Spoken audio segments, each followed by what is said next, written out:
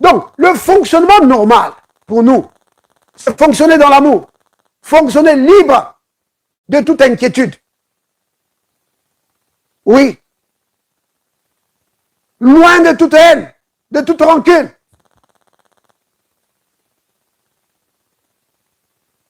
Le fonctionnement normal. Maintenant, comme je l'ai dit tout à l'heure, bien-aimé, quand l'homme ne fonctionne pas, quand un système ne fonctionne pas d'une manière normale, il y a des problèmes qui vont arriver. Et quand l'homme ne fonctionne pas dans l'amour, la conséquence, c'est quoi? Il y a des blocages dans sa vie. Il y a des peurs.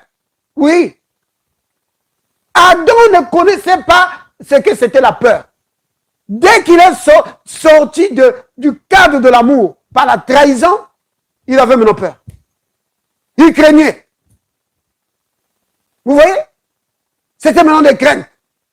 Et les craintes, les soucis, bien aimés, ce n'est pas bon pour notre corps. Le corps humain n'a pas été fait pour fonctionner avec ça. La rancune non plus, bien aimé. L'impudicité, le corps humain n'a pas été fait pour fonctionner dans l'impudicité. Non. Ça a été fait pour être le temple de Dieu. Un temple saint pour Dieu. Bienvenue à la table du Seigneur. Yeah! Avant que l'homme ne soit sur la terre, Dieu avait déjà pourvu aux besoins de l'homme. De telle sorte que quand l'homme était là, il n'avait pas à crier à Dieu, dire, oh Dieu, tu regarde, j'ai faim, j'ai besoin de quelque chose à manger. Et Dieu devait dire, ok, oh là là, j'ai oublié ça.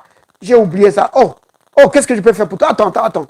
Ah ouais, je vais te créer quelque chose. Mais non.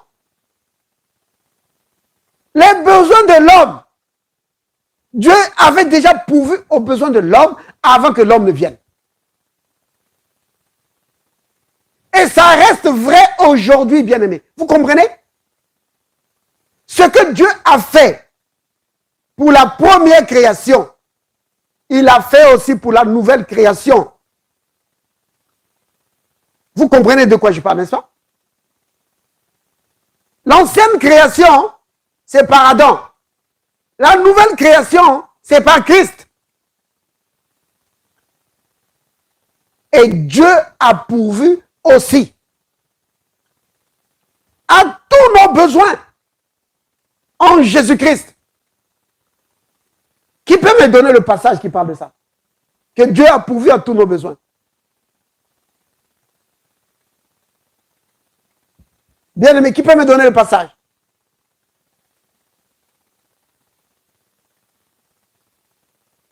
Personne? Sœur Julie? Je vais dire que ça se trouve dans Éphésiens. Ça, c'est l'indice que je vous donne. Moi,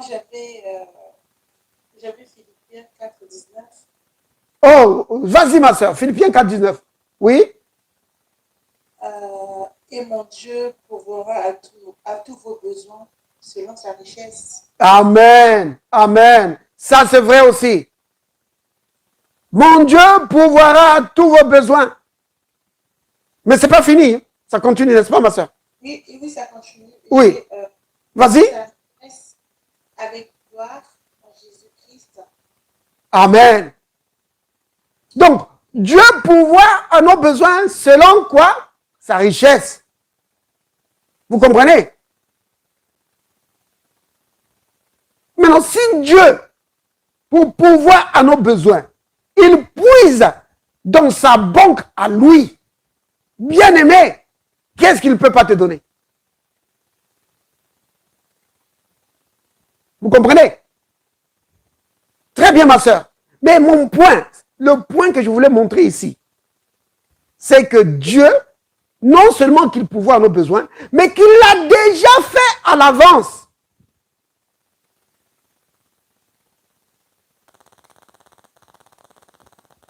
C'est pourquoi j'ai parlé d'Éphésiens. Vous connaissez le passage. Éphésiens chapitre 1, verset 3. Qui peut lire le passage? Éphésiens 1, verset 3. Moi. Ok, vas-y, tu peux lire, mais lis fort. Hein? Ok, Éphésiens 1, verset 3. Béni soit Dieu, le Père de notre Seigneur Jésus-Christ, qui nous a bénis de toutes sortes de bénédictions spirituelles dans les lieux célestes. Amen. Vous avez entendu, bien-aimé? Il a pourvu à tous nos besoins. Comment ça? Il nous a bénis de toutes sortes de bénédictions. Vous avez vu? Dieu nous a bénis. C'est au passé, n'est-ce pas? Il l'a déjà fait. Avant que nous soyons là, Dieu l'avait déjà fait. Il avait déjà pourvu à tous nos besoins. En nous bénissant de toutes sortes de bénédictions spirituelles dans le lieu céleste en Christ. Vous comprenez, bien-aimés? Dieu a pourvu à tous nos besoins. Il l'a fait.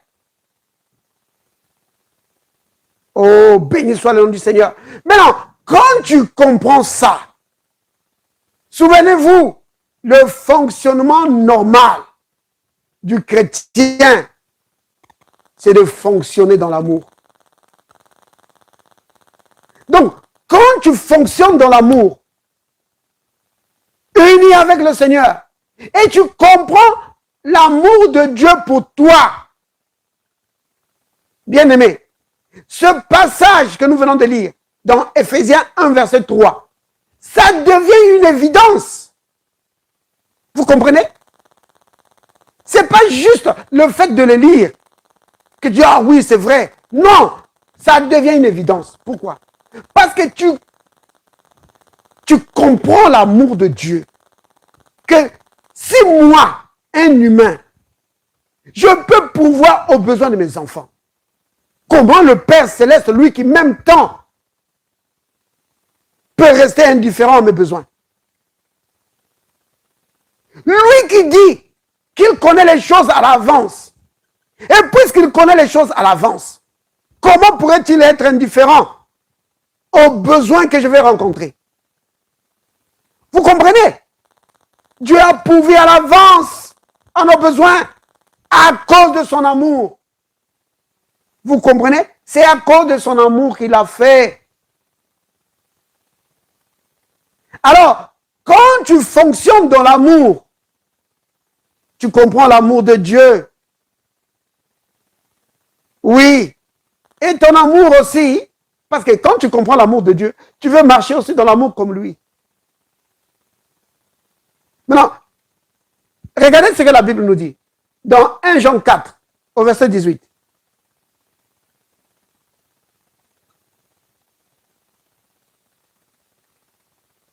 La Bible nous dit ceci. 1 Jean 4, verset 18. La crainte n'est pas dans l'amour, mais un parfait banni de la crainte. Car la crainte suppose un châtiment, et celui qui craint n'est pas parfait. Voilà. Donc, ici, on parle de l'amour. C'est-à-dire que quand vous êtes dans l'amour, tu ne crains pas. Parce que celui qui craint, il craint un châtiment. Donc, en fait, l'exemple parfait pour illustrer ce verset, c'est dans la Genèse. Quand Adam vivait dans l'amour avec Dieu, tout était OK. Mais quand Adam a péché, il est allé se cacher. Et quand Dieu est venu, il dit, Adam, où es-tu? Il dit, je me suis caché. Il dit, j'ai eu peur. C'est la première fois que vous entendez ce mot-là, peur. La crainte. Pourquoi? Parce que Adam n'était plus parfait dans l'amour. ne vivait plus dans l'amour avec Dieu. Il avait trahi. Même dans le foyer, c'est ce que vous voyez. Celui qui n'est pas loyal envers sa femme ou envers son mari, vous allez voir. Le comportement change. Parce que dans l'amour parfait, il n'y a pas de crainte. Non, il n'y en a pas. Mais maintenant, ce passage, tu peux l'utiliser pour aller plus loin.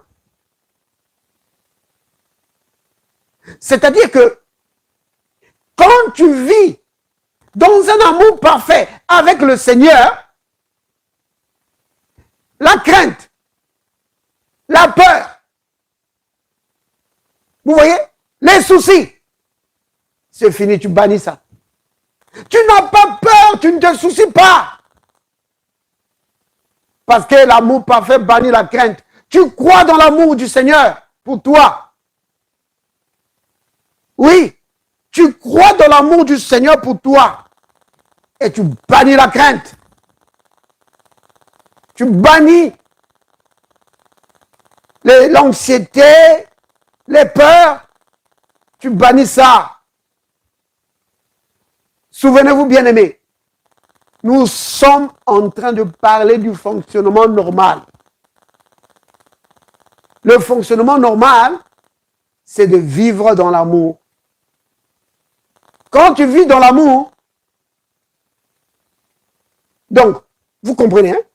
Donc, ton amour pour Dieu est la révélation que tu as de l'amour de Dieu pour toi. Les deux. Ça va dans les deux sens. Parce qu'il y a des gens qui aiment tellement l'amour de Dieu et eux-mêmes, ils ne veulent pas marcher dans l'amour. Si tu as connu l'amour de Dieu pour toi, tu ne peux pas rester comme ça. C'est pas moi qui le dis, hein, c'est l'apôtre Jean qui le dit. Juste là dans 1 Jean 4. Mais pour l'instant, je ne vais pas le lire. Je pourrais le lire après. Vous voyez?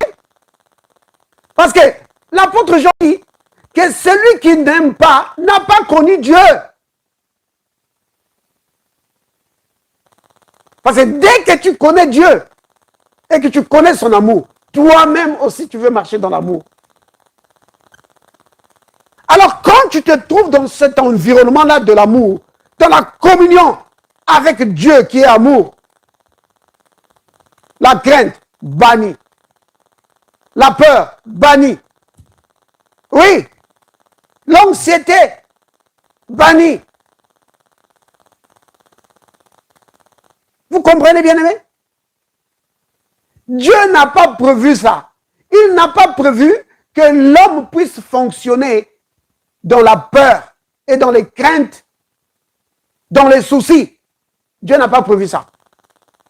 Le fonctionnement normal que Dieu a prévu pour nous, c'est que nous puissions fonctionner libres de toute crainte, de toute peur. Vous voyez? On a peur de la maladie, on a peur de manquer d'argent. Oh, comment je vais faire? Comment je vais faire pour payer mes factures? Oh, comment je vais faire? On a peur, on s'inquiète pour tout. Vous voyez? Regardez ce que le Christ dit. Vous connaissez le passage, n'est-ce pas, dans Matthieu. Matthieu chapitre 6. Oh, mais il y a tellement dans Matthieu. Je vais prendre Matthieu 6. Ce serait bien de lire tout le passage, bien-aimé. Parce que le Christ aborde vraiment beaucoup de choses ici. Et si tu veux écouter ou tu veux suivre un enseignement du Christ sur vraiment les soucis, les craintes, la peur, c'est vraiment le chapitre 6 ici. Lis ça et relis ça. Le Christ dit, donc Matthieu 6, verset 33, il dit, cherchez premièrement le royaume et la justice de Dieu. Et toutes ces choses. Quelles sont les choses? Ben, il en a parlé là. Le manger, l'habillement. En fait, les préoccupations humaines, quoi. Tout ce qui préoccupe l'homme.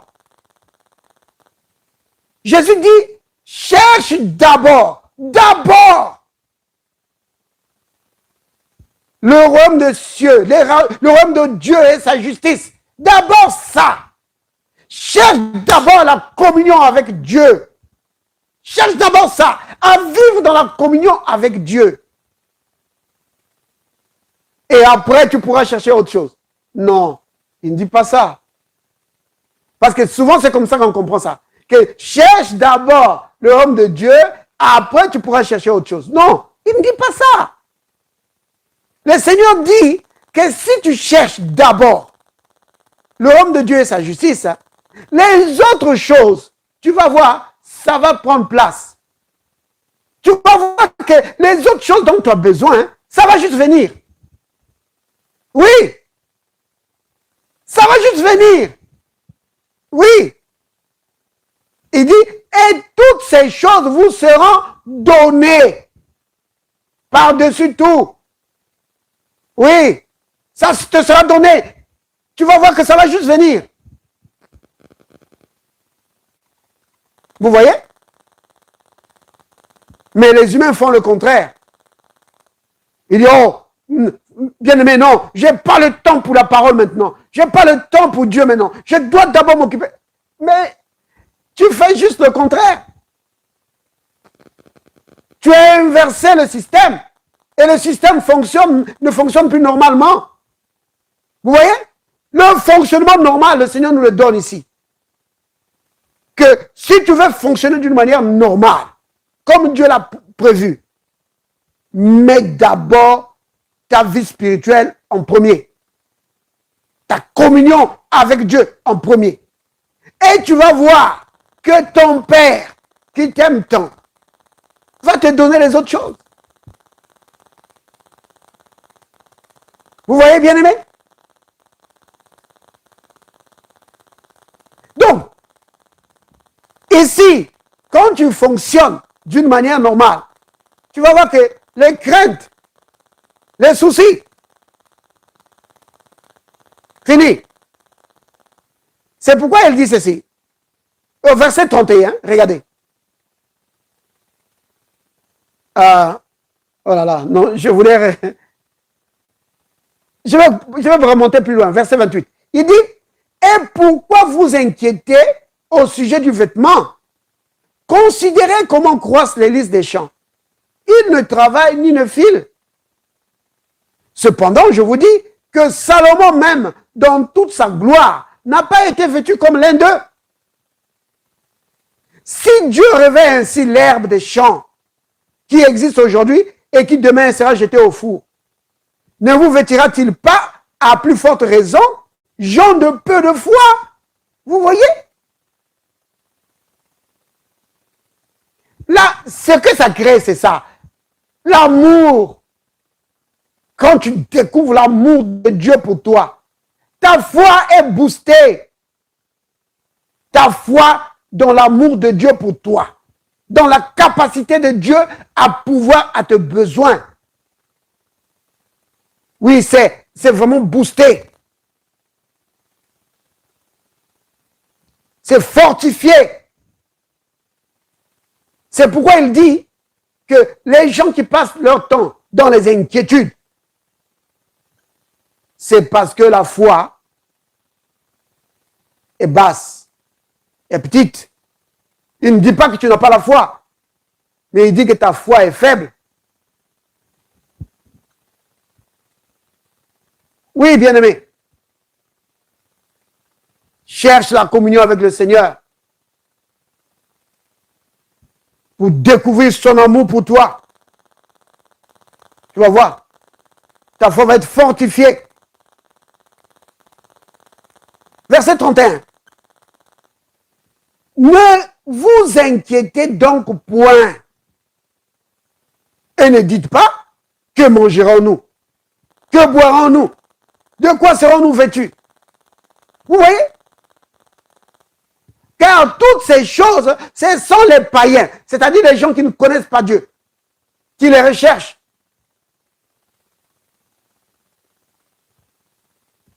Votre Père Céleste sait que vous en avez besoin. Vous voyez cette information qu'il donne là? Que Dieu sait. Il le sait quand? Oh, quand j'ai prié. Mais non, il a su avant même que tu sois né. Il a su. Il le sait. Maintenant, quand Christ dit qu'il le sait, il est en train de dire qu'il a déjà pourvu à tes besoins. C'est ça qu'il est en train de dire. Parce qu'il le sait, alors il a déjà pourvu à la solution. Toi, cherche premièrement le royaume des cieux. Cherche la communion avec lui. Pourquoi? Parce qu'en étant en communion avec lui, par son esprit, tu vas être enseigné. Le Saint-Esprit va t'enseigner comment recevoir ce que Dieu a en réserve pour toi. Ce que Dieu t'a déjà donné en fait.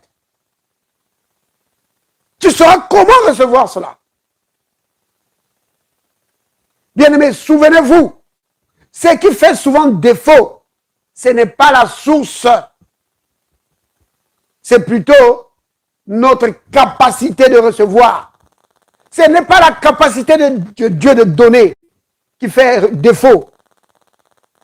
Parce que souvent nous passons du temps en train d'essayer de convaincre Dieu pour nous aider. Non! Dieu n'a pas besoin d'être convaincu, bien-aimé. Pourquoi? Parce qu'il l'a déjà fait. C'est notre capacité de recevoir. C'est là-dessus qu'il y a souvent le blocage. C'est là-dessus, bien-aimé. Donc, le fonctionnement normal pour nous, c'est fonctionner dans l'amour. Fonctionner libre de toute inquiétude. Oui. Loin de toute haine, de toute rancune.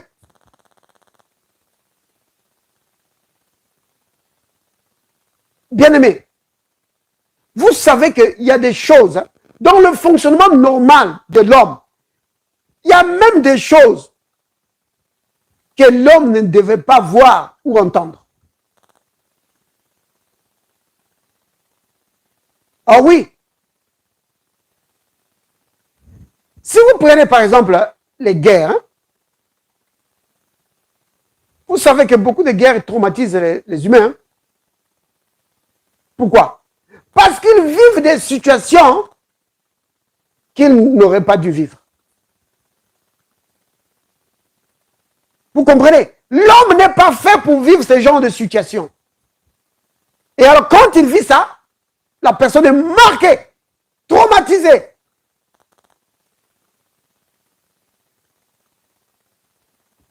Mais non, là on parle des guerres donc d'une manière générale. Mais si tu prends, par exemple, dans un foyer, dans un foyer, il peut y avoir aussi une guerre.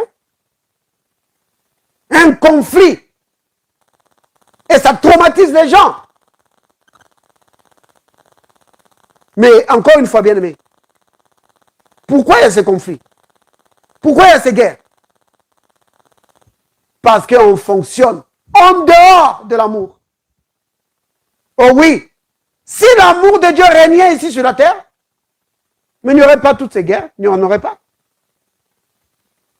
On allait marcher dans l'amour envers son prochain. Quand tu aimes ton prochain, tu ne réfléchis pas des moyens, comment le tuer. Non. Comment lui faire du mal. Non, tu ne penses pas à ça. Comment lui tendre des pièges. Non. Vous voyez? Dieu a prévu que l'homme fonctionne dans l'amour, dans la communion avec lui. C'était ça le fonctionnement normal. Puisque l'homme a quitté le cadre normal que Dieu avait défini, c'est pourquoi il y a toutes ces calamités. Et puisque l'homme n'a pas été prévu pour fonctionner dans ce milieu-là, alors ça le traumatise. Vous voyez? Nous devons fonctionner dans l'amour de Dieu. C'est cela le cadre normal dans lequel nous devons fonctionner.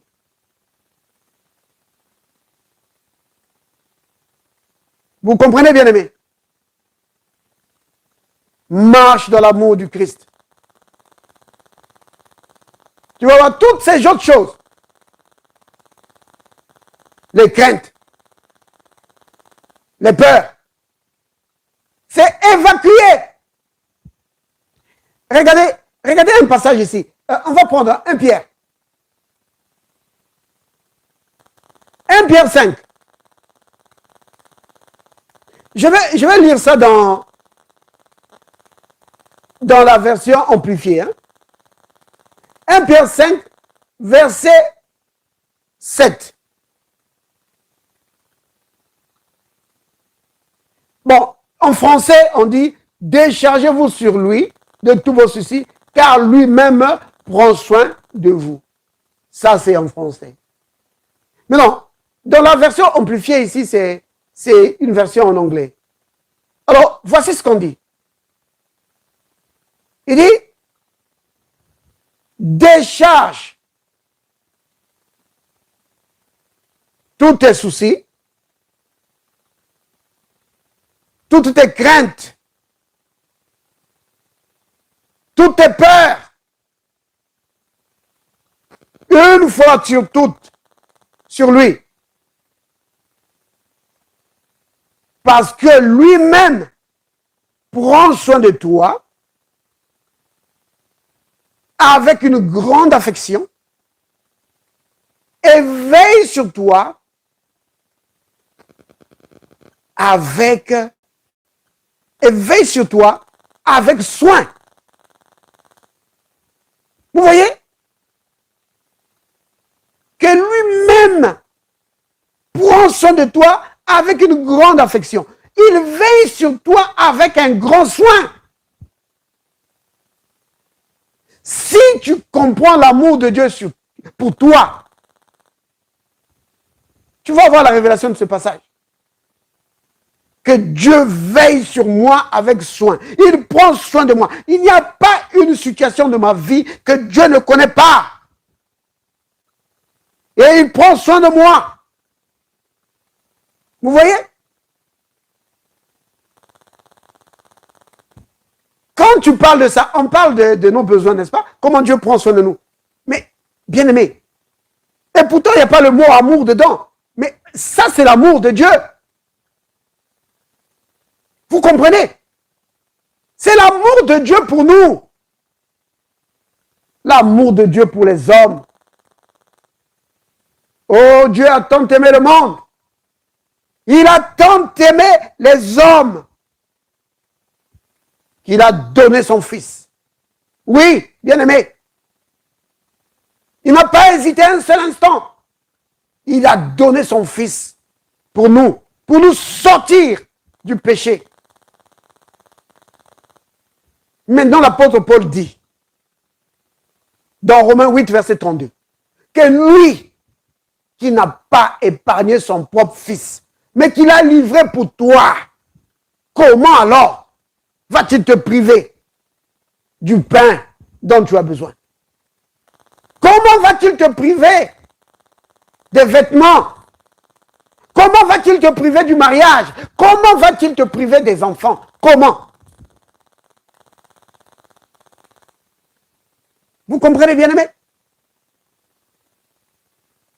Le fonctionnement normal.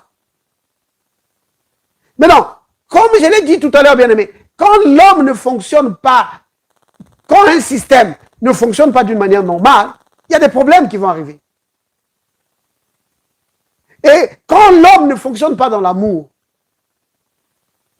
la conséquence, c'est quoi? Il y a des blocages dans sa vie. Il y a des peurs. Oui. Adam ne connaissait pas ce que c'était la peur. Dès qu'il est sorti du cadre de l'amour par la trahison, il avait maintenant peur. Il craignait. Vous voyez? C'était maintenant des craintes. Et les craintes, les soucis bien-aimés, ce n'est pas bon pour notre corps. Le corps humain n'a pas été fait pour fonctionner avec ça. La rancune non plus, bien-aimé. L'impudicité, le corps humain n'a pas été fait pour fonctionner dans l'impudicité. Non. Ça a été fait pour être le temple de Dieu. Un temple saint pour Dieu. Oh. Béni soit le nom du Seigneur. Je vais m'arrêter là, bien-aimé. Disons tous ensemble, Père, merci pour ton amour envers moi. Père, merci pour ton amour envers moi. Je veux marcher dans l'amour comme toi tu es amour. Je marche dans l'amour comme toi tu es amour. Je veux bannir toute haine. Je veux bannir toute haine. Je veux bannir toute crainte, toute peur. Je veux bannir toute crainte, toute peur. Et marcher dans la foi, dans ton amour pour moi. Et marcher dans la foi, dans ton amour. Béni sois-tu, mon Père. Béni sois-tu, mon Père. Au nom de Jésus. Au nom de Jésus. Amen. Amen.